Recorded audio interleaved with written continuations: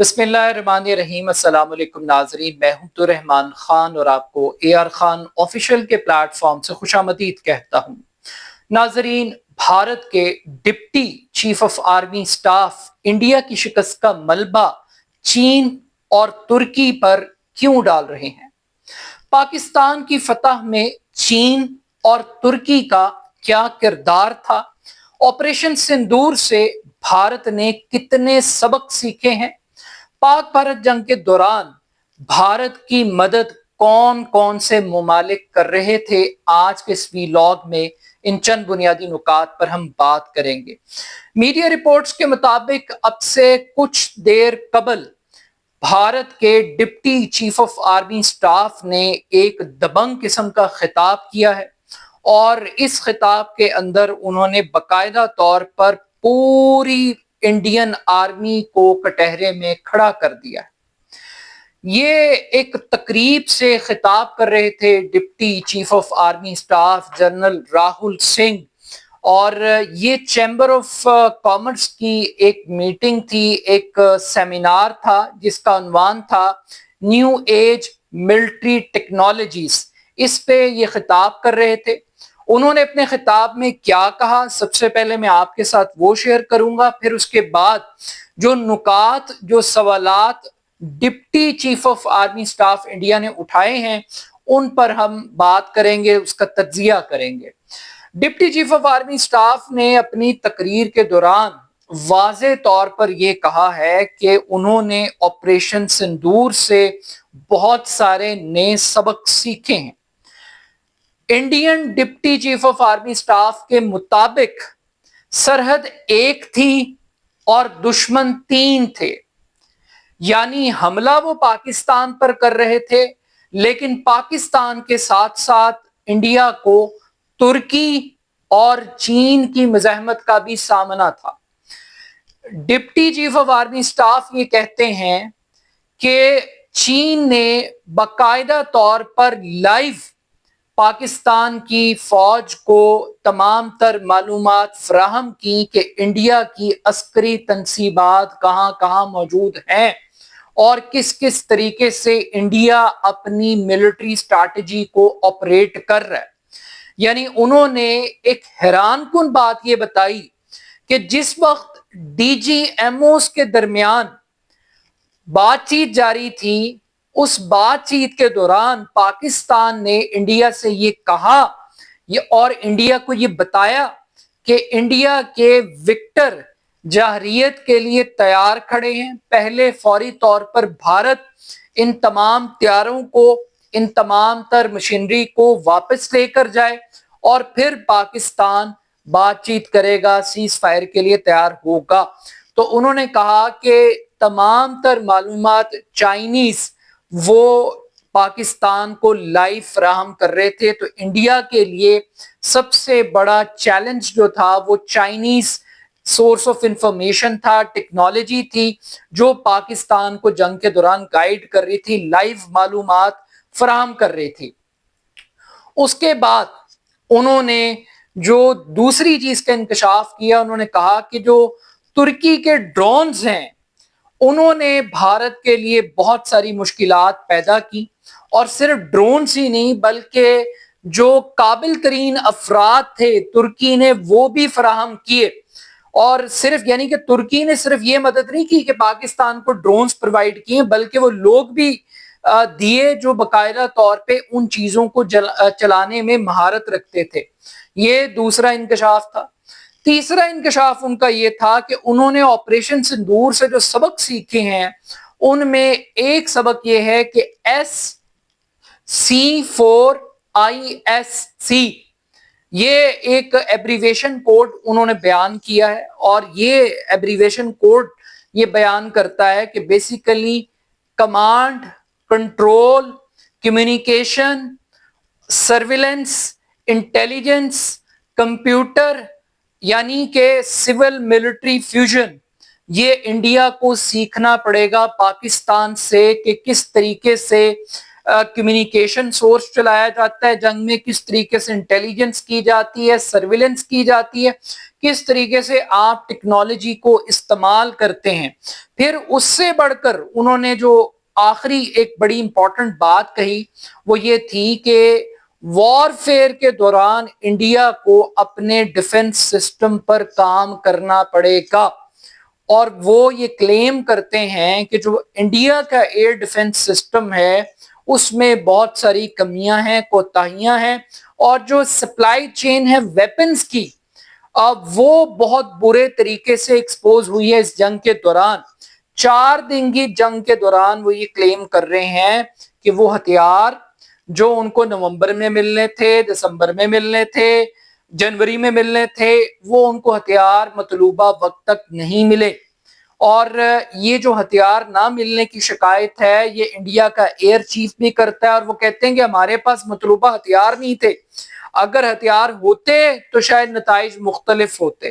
یعنی اپنی شکست کو کبھی انڈیا چین کے پیچھے چھپنے کی کوشش کرتا ہے، کبھی ترکی کے پیچھے چھپنے کی کوشش کرتا ہے، اور کبھی وہ ہتھیاروں کے پیچھے چھپنے کی کوشش کرتا ہے، بالکل مودی کی طرح.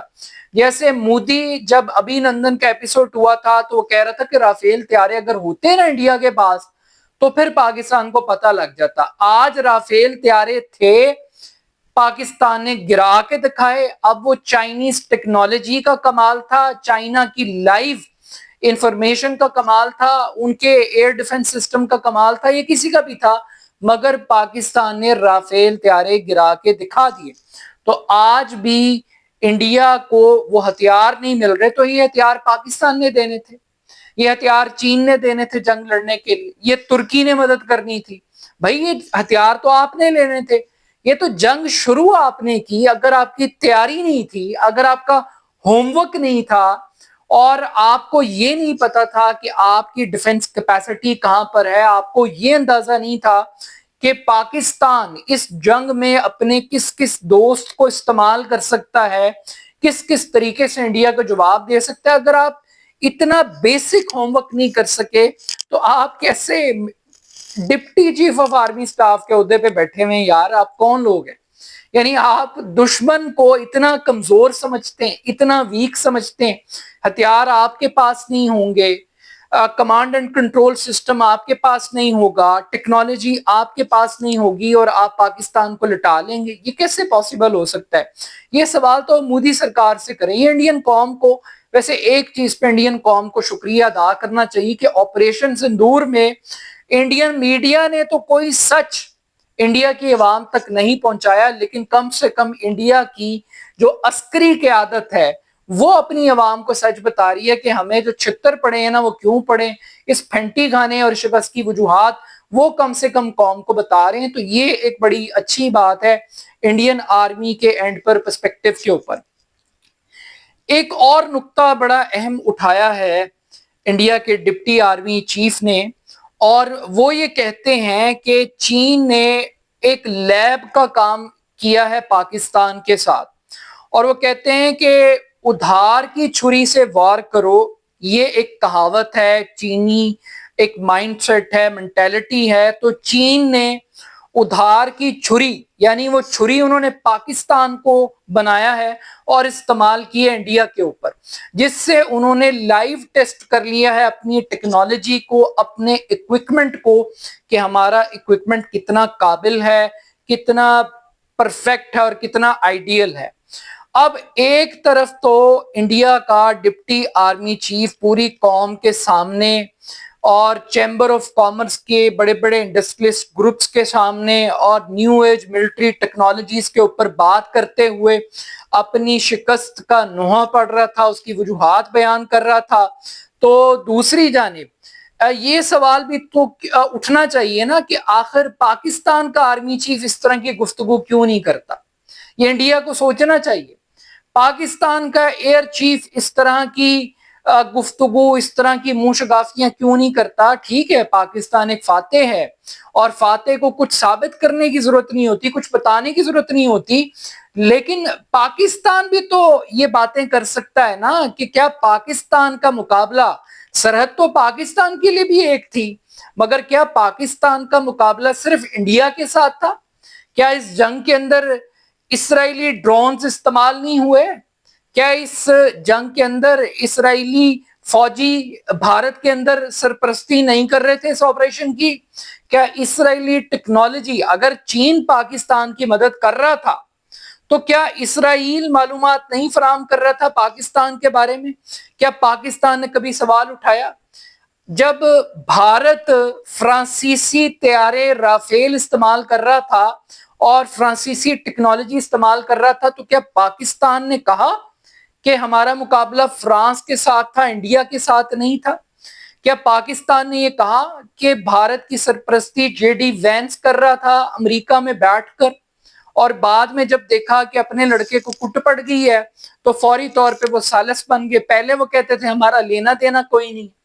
تو یہ چیزیں سمجھنے سوچنے والی بات ہے کہ آخر پاکستان کیوں نہیں کہتا کہ پاکستان کا مقابلہ صرف بھارت کے ساتھ نہیں تھا، پاکستان کا مقابلہ اسرائیل کے ساتھ تھا، فرانس کے ساتھ تھا، امریکہ کے ساتھ تھا، پاکستان کا مقابلہ کوارڈ ممالک کے ساتھ تھا۔ یہ پاکستان تو یہ باتیں نہیں کرتا، پاکستان تو کریڈٹ بھی لیتا ہے اور پاکستان کہتا ہے کہ اب کیا، اب آؤ گے تو پھر اس سے ذرا کٹ کھا کے جاؤ گے۔ تو ایک تو یہ ایک بہت بڑا ڈفرنس ہے ملٹری اسٹریٹجی میں انڈیا کے ہاں اور پاکستان کے ہاں۔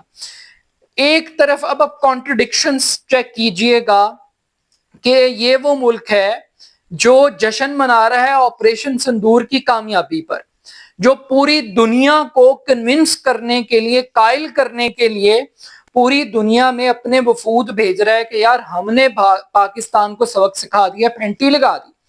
اور پوری انڈین پارلیمنٹ ایک طرف ہے، انڈین گورنمنٹ ایک طرف ہے، مودی بیرکوں میں جا کے خطاب کرتا ہے، جموں کشمیر میں جا کے خطاب کرتا ہے، روٹی کھاؤ ورنہ میری گولی تو ہے، یہ مودی کا سٹائل ہے۔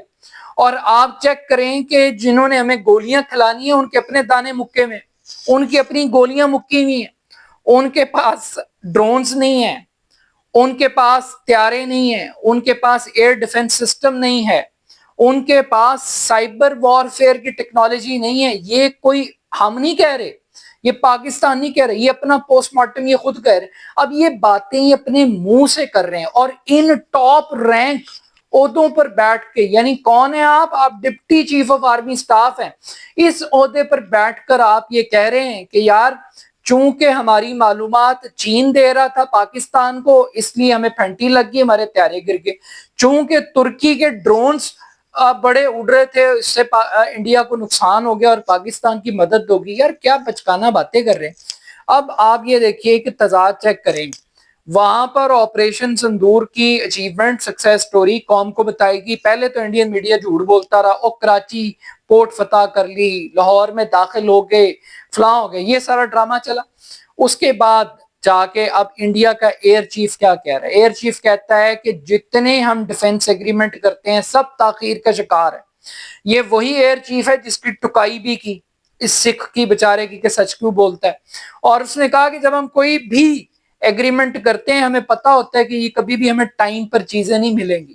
یہ انڈیا کا تعارف ہو رہا ہے آپ سے، یہ انڈیا کی ڈیفنس انڈسٹری کے بارے میں، جو دنیا کی سپر پاور چین کا مقابلہ کرنے کے خواب دیکھ رہے ہیں۔ یہ اس ملک کے حالات کی کہانی آپ کو سنا رہا ہوں۔ اور پھر اس کے بعد وہ یہ کہتے ہیں کہ جناب شفافیت کی کمی ہے، جو وعدے پورے کر نہیں سکتے وہ کرتے کیوں؟ یہ انڈیا کا ایئر چیف کہہ رہا ہے۔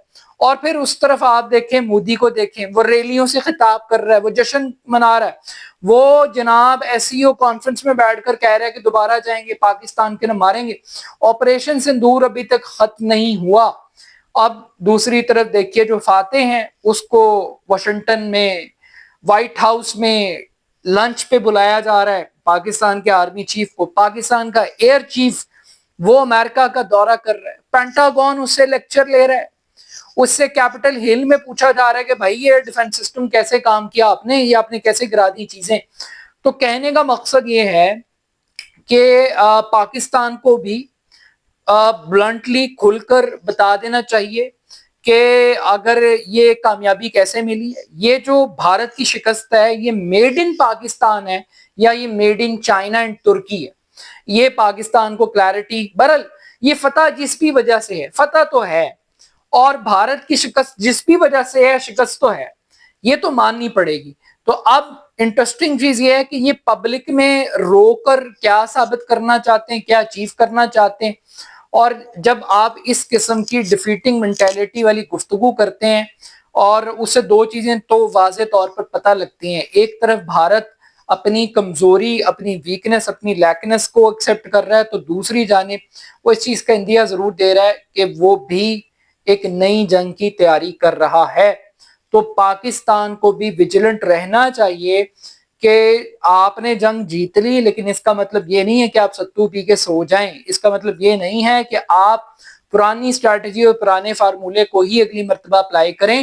تو جس طرح دشمن تیاری کر رہا ہے، وہ کچھ سبق سیکھنے کی بات کر رہا ہے، تو آپ بھی کچھ نہ کچھ سبق سیکھ لیں، کچھ نہ کچھ آپ بھی ضرور تیاری کر لیں۔ صرف اسی نشے میں مت رہیے گا کہ آپ کو وائٹ ہاؤس میں لنچ پر بلا لیا گیا اور آپ کے ایئر چیف کو پینٹاگون کے اندر ریسیپشن دیے جا رہے ہیں، اس چیز پہ مت خوش ہوئیے گا۔ اپنا فیڈ بیک مجھے ضرور دیجیے گا۔ میرے YouTube channel AR Khan official کو ضرور سبسکرائب کیجیے گا۔ بہت شکریہ، اللہ حافظ۔